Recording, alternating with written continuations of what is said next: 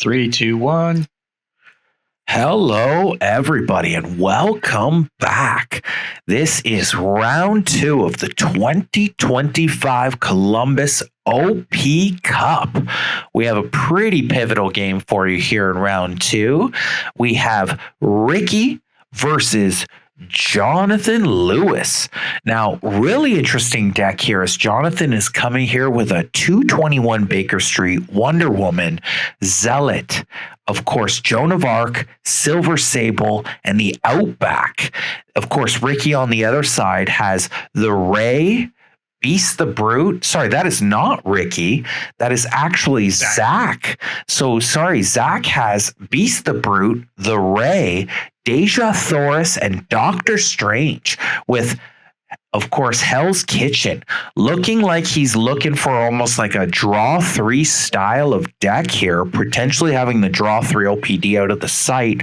Looking like he's using shield weapon cache as a little extra defense as well. Getting into this first hand, it looks like Zack has 2 discards, of course, to Jon's 1. Jon looking to push that card advantage, that single card advantage across the table. Of course, now he does have the Zealot card placed, which does not give him any venture total at the moment. Now, I've dove right into this game, but of course, right by my side, I do have Tyler Bertrand here to give you the strategy as well in this NAOL OP Cup. Hello, Tyler. Hey, everybody. Yeah, this is an interesting setup because Carabim is a unique challenge that I'm sure Zack didn't expect to see. And that's a brutal card for him because there's no possible way for him to get a negate off in the hand now. She doesn't have an activator negate to back this up. And that's a big challenge. I do love Jon's deck. I love Wonder Woman. And I think she's been a slept-on character, especially with the new change. I ran her in a team event way back. And with Deadpool of all characters, and it worked really well with Baker Street. Now, of course, with Baker Street, Wonder Woman having the ability to play her 1 per deck, which reveals the opponent's full hand, thus, of course, getting all the information plus discarding 1. Now, as we can see, Carabim was played as the additional, the first play out of Jonathan's side. Now, Zack did have a negate on his side to actually deal with it immediately right away, holding not to defensively negate that right away, almost kind of making his negate mute until he can actually go after that Carabim as an offensive action now. Yeah, I think that was a mistake. I don't think he realized that this was because the thing I like about Zack's deck is he's able to use a skeletal summoning to bring Deja's card out really early in the game, which is great. But I think there's no reason, unless you've already figured out the turn economy of this battle and you know that you need to stall, at this point, he probably doesn't know that. And I think he just missed it. And Zack now eating a teamwork with 2 full follow-ups right afterwards, using early gas of his deck of the draw 3 to attempt to take this 2 venture early on, only drawing a duplicate Ghost Rider. Now, of course, that being a great card, as that could, of course, win this hand for him, not even having to use it. Now, I would have expected Jonathan maybe to let Zack volley with a few attacks, potentially giving him a chance to use up a lot of his place card advantage. But as we see going into the next round, now, of course, that negate sitting on Zack's side, not usable until, of course, Carabim is off the table. Yeah, I really don't like that play because now he dupes the negate. Had he played it defensively, he could have Ghost Ridered for another negate if he needed it in hand 1. And I think that now that that's sitting there, now it's a potential dupe that's just going to take you forever to play. And unless he needs to prioritize that as the next play ASAP, or that's going to really come back and shut down his negates for the entire game. Now, of course, I could see Zack sitting down initially at this game thinking, wow, I might actually have a good advantage as he looked across the board, not seeing any negate characters. Yep. However, as he can see Jonathan start to slowly pile up his war chest of unique style of cards, this could actually turn into a real slobber knocker of a type of game, as, of course, on Zack's side, running a highly defensive battle site in Hell's Kitchen, but of course, not much on his team to defend his front line or reserve. And the big issue, right, is that those reveal cards functionally act as negates, but they're more flexible. As long as you don't place the card, if he's able to reveal the card and it's a viable discard, like the Wonder Woman card, that will negate and discard your draw 3 just as effectively as a negate will. you're just doing it offensively if you can't stop it. Now, of course, Zack here placing out, looking to really get some war chest advantage moving into the next round. There he goes. Using the negate, he did not actually duplicate it this round, so thinking he might actually potentially get those in the next couple of rounds, trying to get it out of there, making sure that he has future access to any negate in his hand, potentially either through his long shot activator or his... Oh, sorry, actually, no negate in his hand, actually, as Hell's Kitchen does not have a negate. Hell's Kitchen has no option for that, but see, what's interesting is if I were John Lewis, I would consider using my only negate to keep that Cherubim in play, just to turn off the other one.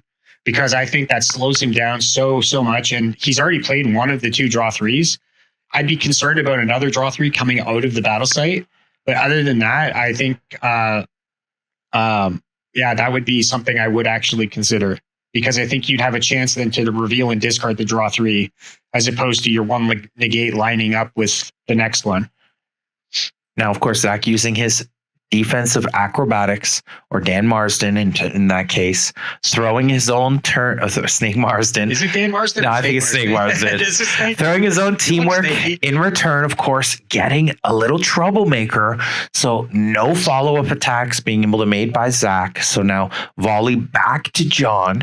Now, of course, Jon lacking on the place cards here, really kind of has to play a lot of this hand out to make sure that things even out moving into the following hands. I'm actually surprised he ventured 2. I think it was based off the KO pressure, but okay. Oh, he had more cards in his hand than I originally thought, but. And it looks like here Zack taking his card advantage, hoping to move into a future round here. Did Jon have the KO card for Joan of Arc there too? It looked like the bird at the stake was in his hand.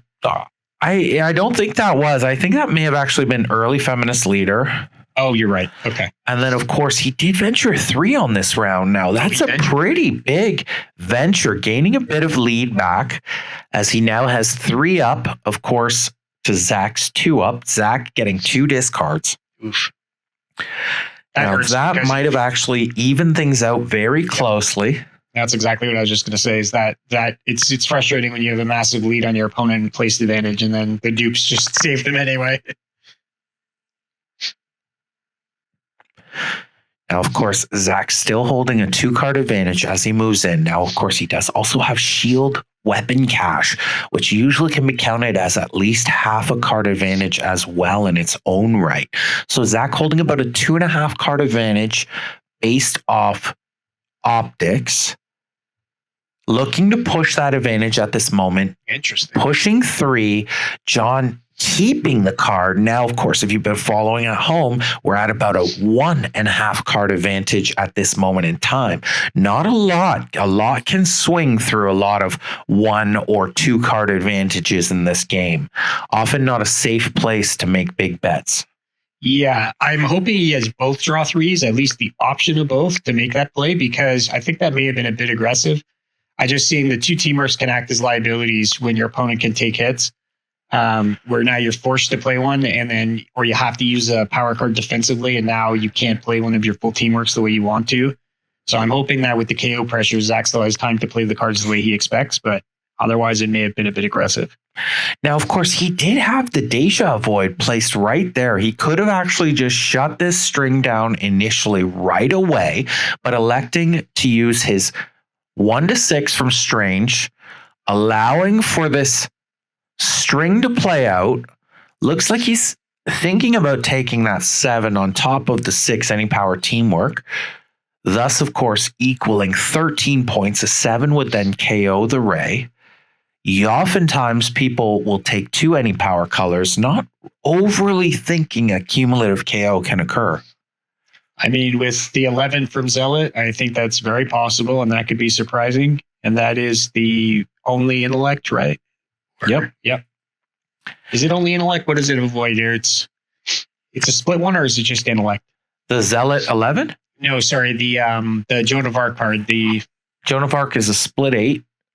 No, but the only something that could be used on the character. It's like the acrobatics for teammates. Doesn't she have a card like that? So she has avoid 1 combat attack for her or teammate, and that and the team may only be attacked with, or may not be attacked with intelligence attacks for a remainder of the game. It's a different icon than what they're protected by, right? Correct. And is it icon that it avoids? And I believe it is actually just played right there. Yeah, that's what I thought that was.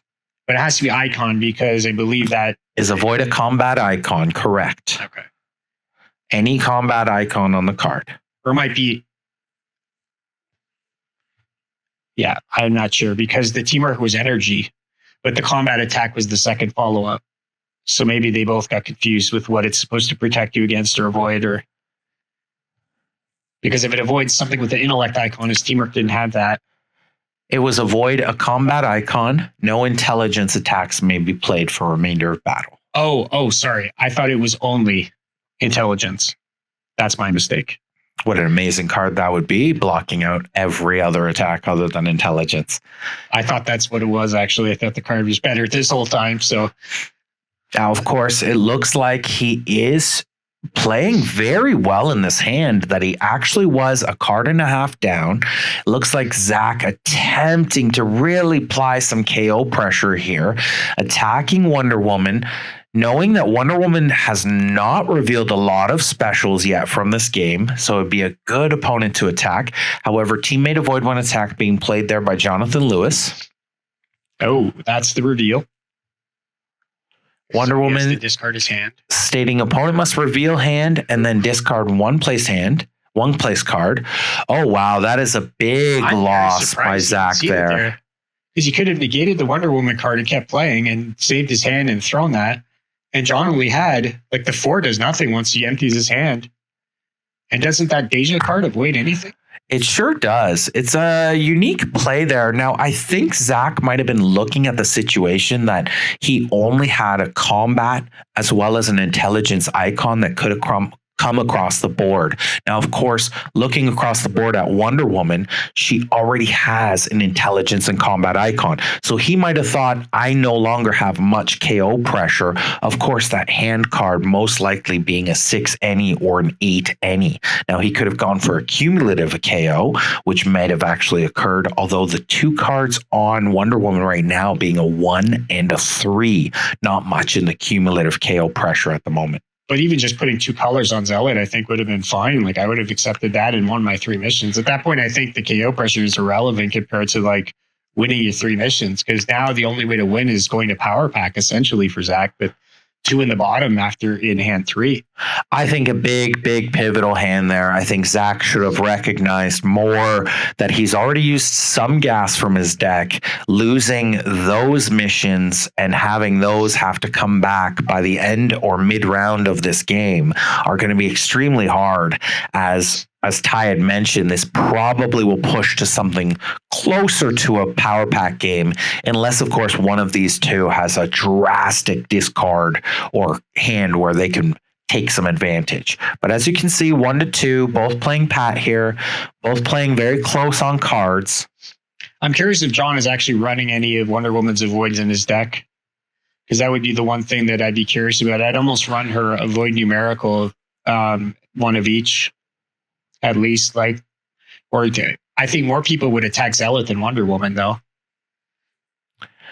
Now, of course, Zack's still holding card advantage in this round. So if he could have actually pulled out last round, he would have actually been in a very good spot in this particular round, holding about 1 or 2 card advantage. Obviously, we can't make out how many they have in their hand at the moment, but very close to it.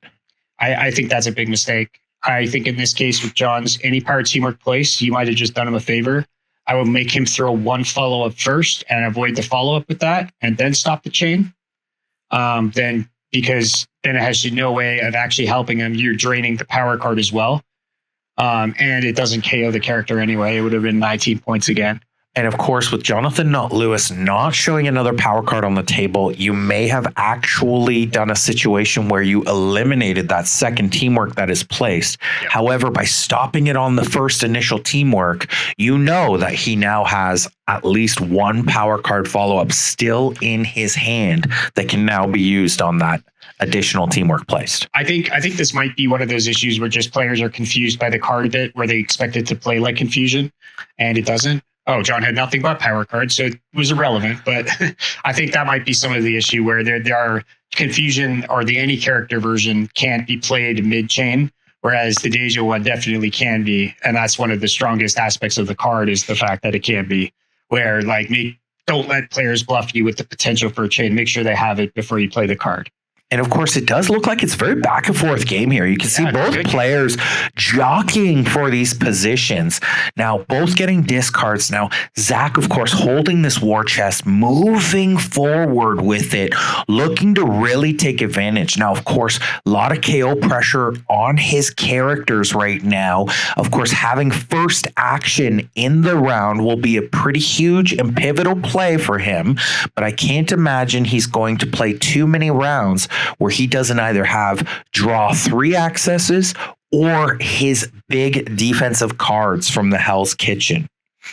Yeah, I haven't seen him play too much defense yet. The issue for Zack is I think these teamworks in his deck are a liability. I don't know how many he's running, but I think they've just been very clustered together, where if he is only running the typical 5-6, it's like he's drawn most of them just in the last 2 hands. And having to throw your high power cards as your only follow-up options, plus playing the shield cache, I tend to run a few fewer teamworks or you add power cards to anticipate that with Armory or Shield Cache, because you just don't have enough power cards to fuel all that. And I think that's the issue he's running into. So as you can see, Zack really placed out lots of cards on his side. However, with that KO pressure, the question truly starts to become, how many of those can he get off before he has to start making very interesting defensive decisions? 2-1, both venturing from the top, looking to gain some missions from their defeated mission pile, moving back to the reserve or up 1. Especially when you have Doctor Strange in reserve and not a true 9 or less, there's going to be a lot more surprises when that happens. And my big concern right now is the 3 place cards on Beast. Now, that 5 does defend as high as an 8. So that's helpful, but I still only want attack. And unless he's main decking in acrobatics, which a lot of people don't do, we've already seen his 1 lockout from the site. So his defense at this point is just going to be 1 card defense, which is not ideal when characters have like 2 colors or more. They're within 1 card of being KO'd. Now, Jon looking at his hand, counting up what he has. Now, that, of course, is a 5 plus 1 for every card in Jon's hand. I do believe he's holding 4 to 5 cards right now. Plus every card. And then when it hits, it's a 5. so at this point in time, it might be a 6 or a 7. Yeah. And it looks like it was just defended with a 7. Coming from the one guy that's played Wonder Woman. The one other guy other than Jon. Not the biggest card, but definitely being a 2 icon card was a must block in that situation. Better than the reverse. It's better that it hits for 5 as opposed to hitting for 1. So. Zack attempts out at his Rage Draw 3, of course, negated from across the board from the outback, thus using his only negate from his site. Coming right back with his own ally 3 for the KO.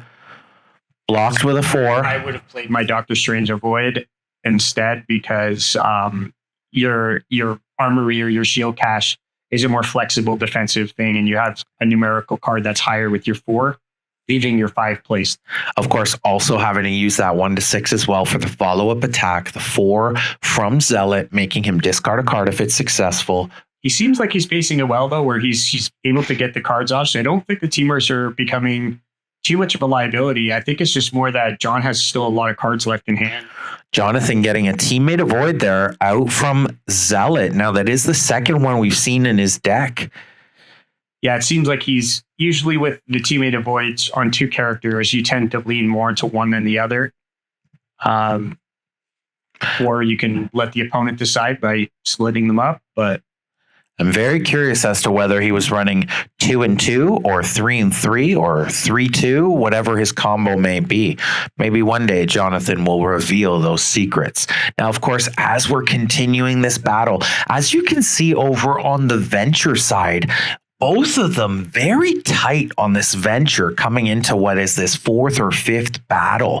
Now, this battle looking to be almost like a pretty pivotal battle for Zack here, using both his draw 3 from Deja and his draw 3 from the Ray, having basically what we all believe at home to be a draw 3 in the Hell's Kitchen remaining. He has truly used a lot of the gas from his deck.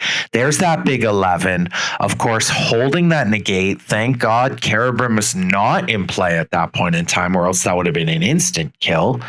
I mean, even when that's the case, it may actually not be. This is what I want people to consider doing, is consider taking that 11 sometimes, even to lose the cards, because Jon's team would not be able to attack if you did that. Then once he passes, you can negate the 11 and still remove a Treventure, assuming he doesn't kill the character with the negate on it. Just, it doesn't really make sense in this case, but that's a play for people to think about it. Interesting strategic thought there, Ty. Thank you. I will say very big teamwork there from Zack as well.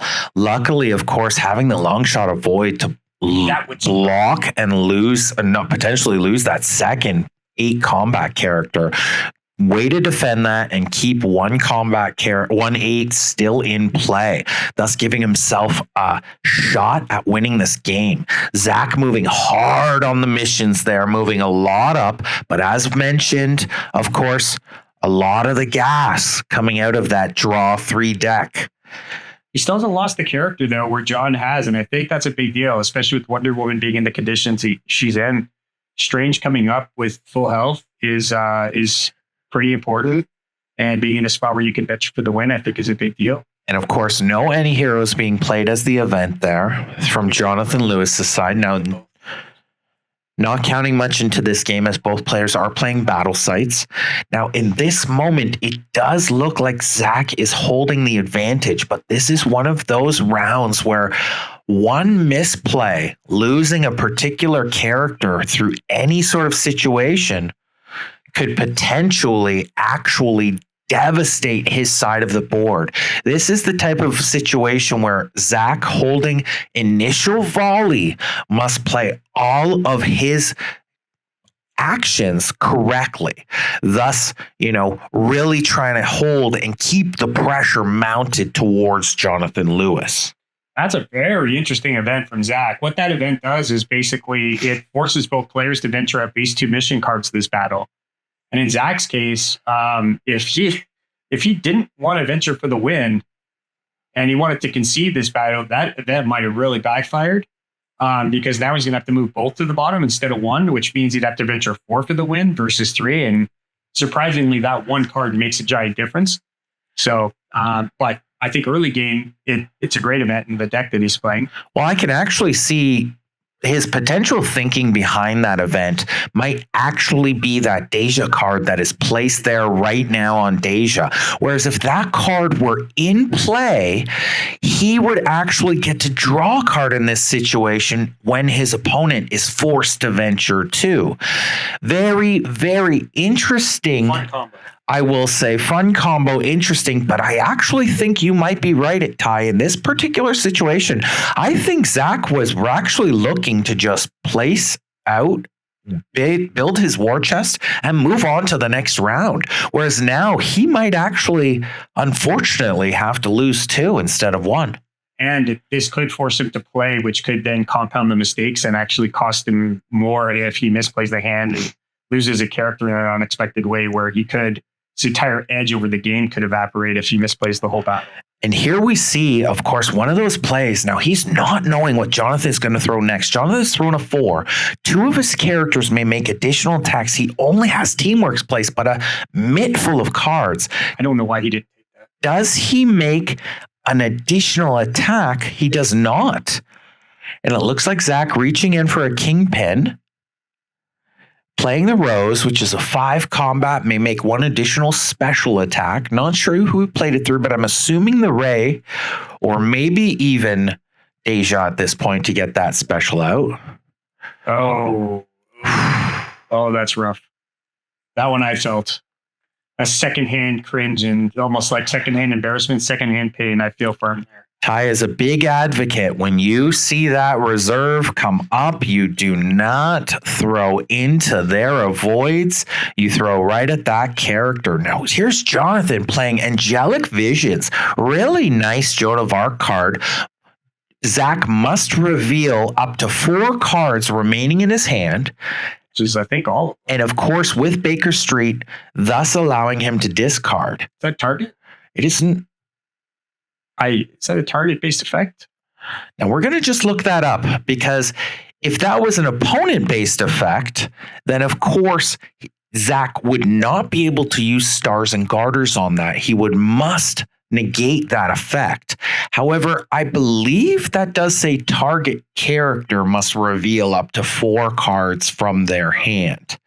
Now, of course, that would then be able, being a targeted effect, to be used for the stars and garters.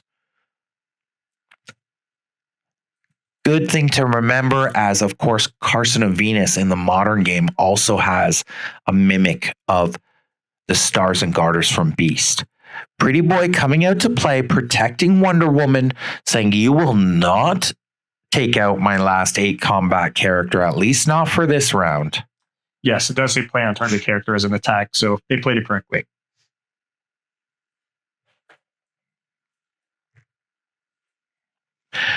Of course, here we go. As we're creeping in,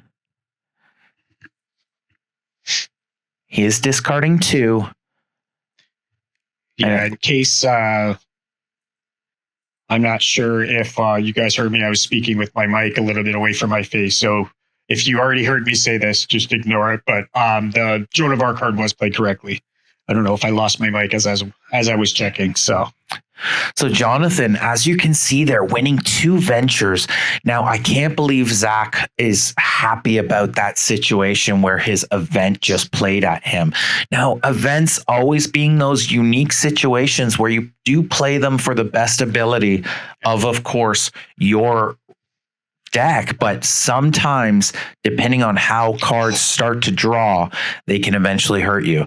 Wow, what a 180 on this game. Holy jeez. Now, of course, both of them coming into this hand with both 2 cards, it did look like Jonathan discarded only 1 and Zack discarded 3 cards. So that would actually put now Jonathan 2 cards up in this round. Of course, that Deja card also not providing any venture. So technically almost 3 cards up. If you look at Jonathan's actual venture remaining, it looks like he's got about 3, a potential 4 there.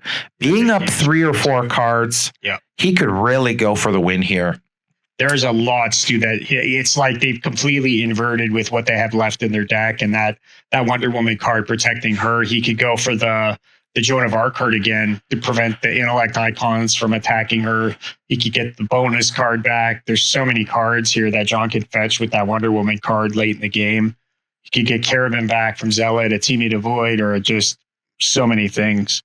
Now, Jonathan not looking to push, looking like he's only got a couple of cards, probably not a lot of defense. He does have first action, which is huge. Now, the big thing I think Jonathan looked at across the board is Zack actually didn't place anything other than a single card. Now, of course, Jonathan placing out about 4 cards himself, holding card advantage in that war chest moving forward, even if he were to won and concede, which actually Zack won and concedes on him, maybe not reading the situation that his opponent might have actually just turned around and done the same thing. But of course, Jonathan venturing 2, looking like he's trying to just slowly edge this game his way. Now, of course, being at this moment 3 cards up as we move into the next round, even 4 if you count the Deja card or not. It looks like Jonathan 4 cards up, only 2 remaining. As long as he doesn't get massive discards, he should be going into a winning hand here. It looks like Zack also drawing 1, 2 from the power pack, thus giving Jon a lot of other information that those 2 at least will not be huge game-changing cards. Yeah, this is a big issue because most of Zack's anything that has any oomph left in his deck at this point can only be maybe a teamwork, and we've seen a lot of his teamworks. And the other aspect of it is going to be the activators, which he can't place. So the issue here is that he needed to put himself in a place where he could venture for the win by now. I really do think it was that hand where his own event backfired. I think he should have stuck to the plan regardless of the 2 missions. Maybe played the Deja card and then bailed after you could defend. But I think that when that happens, never get kind of pushed it to playing a battle you're not ready to play. The consequences are always going to be worse. He would have maintained his placing advantage then, and I think that he would have had a better chance. Now, Zack still does have that draw 3 out of his battle site, but of course, all his big attacks, both the 9s already played, both draw 3s already played. Like Ty mentioned, coming down to pretty much teamworks and a few other mid-level card strings to attack. Now, Jonathan, not going to be too worried about most of those. Interesting. What's he sacrificing? Using that card as a big defense here. He's playing her bonus card. That's what he's playing. That's brilliant. So the card that gives the females +2. That's devastating for the power pack. That essentially negates Zack's advantage with the shield cash. So essentially just used the Wonder Woman card to go in and get early feminist leader, thus giving everybody a +2 on combat as well as intelligence actions. And I think he just got over. Wow, Zack got over the bonus with the 11 because it was 1 point short. And I think that's a pin card, so he gets rid of the entire bonus for the rest of the game as well. That's a monster basic play, like with a basic universe. And that is why Shield Cash is often, or Drax Armory often worth often worth the 3 points. It is an astral plane. EFL is still in play. It will still be viable for both Joan and Silver Sable. Now, of course, Wonder Woman is KO'd at this moment in time. So now this is a very close game. This went from, I think, Jon having the edge to, and I think that was something Jon just totally missed. I think he assumed that when he got the bonus in play, it would still be viable defense. There wasn't anything he had to worry about that would cause him to play like a pure avoid with it or something to just defend her. Now, of course, in this round, if Jon can actually just pull this out, he does win the whole entire game. So as he might not have much advantage moving forward, again, it only matters in this round. We are currently sitting 8-7. And of course, cards on the table showing Jon does have a 4. Now, is the teamwork playable? Is there a power card in Jon's hand as his final card? Now it's very close. The fact that that card is playable is going to make all the difference. Teamwork, big 6 coming out. That's a big venture swing, as you can see. And I believe that's another big hit. That could be the game. It depends on what Zack has left. And Zack, because he's down to only one character this battle, and 2 cards. Of course, he does have the 8 across. That's a 5, so that's going to get up to 13. That gets rid of the 7 and a teamwork, so he needs a 7 or high. No, he needs higher than that. I think it's over. I mean, 10 or something. I would think he would need a really big card now, maybe a draw 3 out of his battle site, something along those lines. But of course, having ventured for the win. No, it's probably. He knows he has to let his characters kind of just play out. And that is the game, friends. Wow, it looks like Jonathan Lewis pulled it out. Amazing EFL at the finale there to sort of make sure he tucked it fully. Now, of course, big play from Zack trying to recourse that game with that 11 over the top, KOing Wonder Woman. Very top tier play by Zack, but just not enough in this game, as the rounds where his gas was there, he just didn't press the pedal hard enough. I think if that Deja card was in play, the extra card would have made a giant difference in that hand. That might be the defense you needed to play the remaining card from your hand, or maybe it's the extra card somewhere else. But I think that's where it went off the rails a bit for Zack, was that one hand, because this has got to be a frustrating loss. I know when I've been in these spots where it feels like you've had momentum and most of the game was going your way, and then in one kind of silly hand or something that you don't see coming, it completely inverts. So it makes the game exciting and fun, and why we love it. And also what makes it very frustrating when you're on the receiving end of those. But great game by both of them. Jon played a great game there too. Knew his deck well enough to pull it out. Congratulations, both of you gentlemen. I'm sure you're going to have a wonderful tournament. And of course, for those people looking for deck lists, I believe Jonathan Lewis just put his deck up top for everybody to see right there on the stream. So enjoy that deck list out there, all you people in the Overpower land. And thank you for joining us round 2. We will be back for this round 3 and this amazing OP Cup 2025. Thank you very much, Tyler. Thanks, guys.